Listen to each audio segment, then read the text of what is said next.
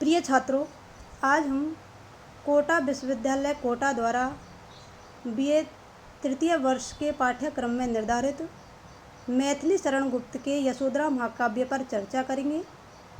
मैथिली शरण गुप्त राष्ट्रीय कवि की उपाधि से अलंकृत है, क्योंकि उनकी कविता का मूल स्वर राष्ट्रीय भावना, मातृभूमि से प्रेम, सांस्कृतिक गौरवगान की अभिव्यक्ति एवं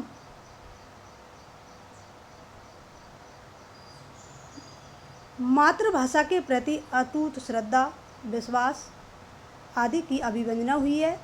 इसलिए उन्हें राष्ट्रीय कवि की उपाधि से अलंकृत किया गया है।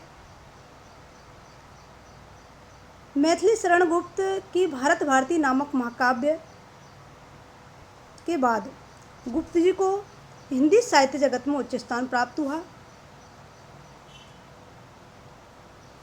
गुप्त जी की भारत भारती नामक रचना को उस युग के राष्ट्रीय जागरण का प्रतिनिधि काव्य कृति माना जाता है।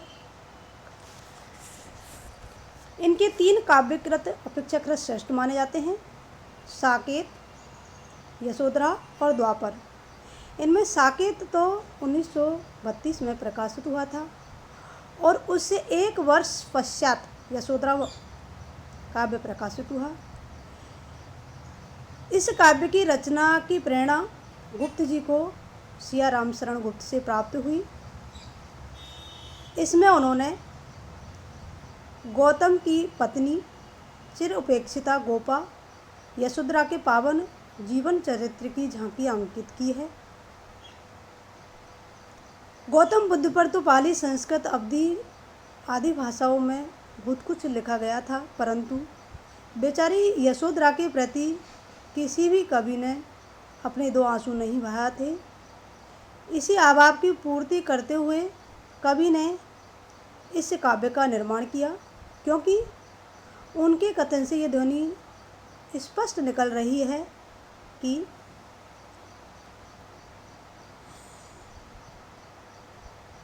उनकी वेदना ही उनके काव्य की अभिव्यंजना का आधार है। यशोधरा काव्य में गौतम और उनकी पत्नी गोपा के जीवन की भाव भरी झांकी अंकित है। इस काव्य का पूर्वार्ध तो ऐतिहासिक कथा पर आधारित है, क्योंकि गौतम के गृहत्याग के पश्चात ज्ञान प्राप्ति तक का कथानक इतिहास की विश्व विस्तृत घटनाओं पर ही रचा गया, परंतु उत्तरार्ध में कवि कल्पना ही प्रधान है।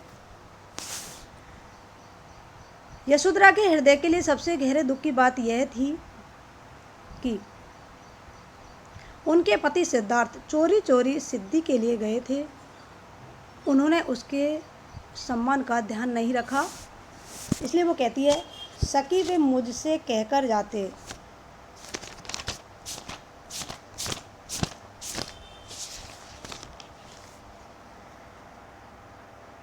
यह गौरव की बात है, सिद्धि हेतु स्वामी गए, पर चोरी चोरी गए, यही बड़ा व्यवघात है। सखी वे मुझसे कहकर जाते। कह तो क्या वे मुझको वे अपनी पथवादा ही पाते। मुझको बहुत उन्होंने माना, फिर भी क्या पूरा पहचाना। मैंने मुख्य उसी को जाना जो वे मन में लाते। सखी वे मुझसे कहकर जाते।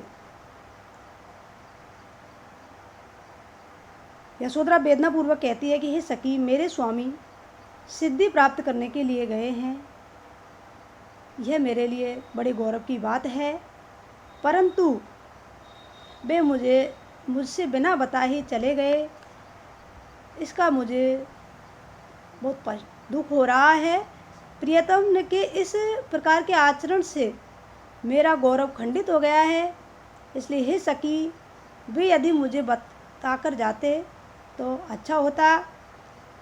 यशोधरा उनसे कहती है कि यदि वे मुझसे कहते तो क्या वे मुझको अपने मार्ग में बाधक पाते।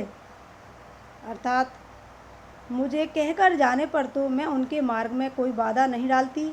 मेरे प्रियतम ने यद्यपि मुझको बहुत मान सम्मान दिया, फिर भी उन्होंने मेरे हृदय को नहीं पहचाना। मैं हमेशा उन्हीं बात को प्राथमिकता देती थी जो उन्हें प्रिय थी, लेकिन उन्होंने मेरी हृदय की भावना को नहीं जाना। और वे अपने मन में जो सोचते रहते थे, आशय यह है कि प्रियतम के मन में यदि निष्क्रमण करने का विचार था तो उन्हें मुझे बतला देना चाहिए था। मैं उनके पथ की बाधा न बनकर सहर्ष उन्हें ज्ञान प्राप्ति के लिए विदा देती, लेकिन उन्होंने ऐसा न करके न मेरे सम्मान को ठेस पहुँचाई है, अपितु मेरे हृदय को भी आघात पहुँचाया है। इसमें यशोधरा के पतिपरायण चरित्र का उद्घाटन किया गया है। अगली व्याख्या है, स्वयं स्वच्छ सज्जित करके क्षण में प्रियतम को प्राणों के प्रण में हमें भेज देती है रण में, छात्र धर्म के नाते सखी वे मुझसे कहकर जाते, हुआ न यह भी भाग्य अभागा, किस पर विफल गर्भ यह जागा, जिसने अपनाया था त्यागा, रहे स्मरण ही आते, सखी वे मुझसे कहकर जाते। इन पंक्तियों में यशोधरा के हृदयगत भावों को व्यक्त करते हुए मैथिली शरण गुप्त जी कहते हैं, यशोधरा भारतीय नारी के आदर्शों के अनुरूप भावनाओं को अभिव्यक्त करती हुई कहती हैं, स्वयं सज्जित करके क्षण में, कि हम भारतीय नारियों की, क्षत्रियों की यह पहचान है कि देश रक्षा के लिए अपने प्रियतम को, अपने पति को स्वयं सुसज्जित करके ही रणभूमि में भेज देती है। प्रियतम को प्राणों से के प्रण में, कि अपने प्राणों के अर्पण करने के लिए भी वो संकोच नहीं करती हैं। अपने हाथों में क्षण भर में सुसज्जित करके प्राणों को भी बाजी लगाकर सहर्ष युद्ध भूमि में भेज देती है, क्योंकि हम अपने छत्राणी होने के धर्म को निर्वाह करना जानती है, इसलिए हमें भेज देती है रण में छात्र धर्म के नाते। यदि मेरे प्रियतम मुझसे जाने के लिए पूछते तो मैं उन्हें सहर्ष विदा कर देती और उनके लक्ष्य में कभी भी बाधा नहीं बनती, लेकिन उन्होंने ऐसा न करके मेरा अपमान किया है। परंतु हे सखी, वे तो मेरी भावना की कद्र किए बिना चुपचाप चले गए। यह मेरा भाग्य भी नहीं रहा कि प्रियतम मुझसे इतना सम्मान दे। अब उनके प्रवासी हो जाने से मैं किस प्रकार अपने पर गर्व करूं। हुआ ने यह भी भाग्य भागा, अर्थात मेरा जो भाग्य, मैं बहुत भाग्यहीन हूँ। मैं इतनी भाग्यशाली भी नहीं बन पाई कि अपने पति मुझे इतना सम्मान देते कि मैं मुझसे वो पूछ कर जाते, किस पर विफल गर्भ है जागा, जिसने अपनाया था त्यागा, कि अब मैं किस पर गर्व करूं, जिसने मुझे अपनाया था उन्होंने ही मुझे त्याग दिया। हमें भेज देती है छात्र धर्म के नाते। अब मैं उनके किस व्यवहार पर स्वयं उनकी धर्म पत्नी होने का गर्व करूं, क्योंकि मेरा यह गौरव तो समाप्त हो चुका है। उन्होंने मुझे स्वयं धर्म पत्नी के रूप में अपनाया था और स्वयं ही चुपचाप बिना पूछे वे मुझे त्याग कर चले गए। अब तो केवल उनसे संबंधित जो मधुर स्मृतियाँ है वही मुझे बार बार सता रही है, वही मुझे बार बार घनीभूत वेदना दे रही है। जैसे सखी, यदि कितना अच्छा होता यदि प्रियतम सिद्धि के लिए जाने से पूर्व मुझसे आज्ञा लेते। सखी वे मुझसे कहकर जाते। इन पंक्तियों में मैथिली शरण गुप्त ने यशोधरा की व्यथा को अभिव्यक्त किया है।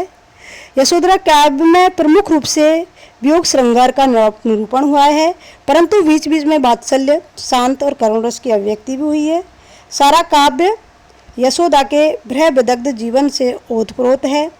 अंत में भी उस गृहिणी को अपने पति का संयोग सदैव के लिए प्राप्त नहीं होता है, अपितु वह भावना से ही संयोग का अनुभव करती हुई अपने पति को भगवान मानकर उनकी चिर प्रचारण के रूप में जीवन व्यतीत करती है।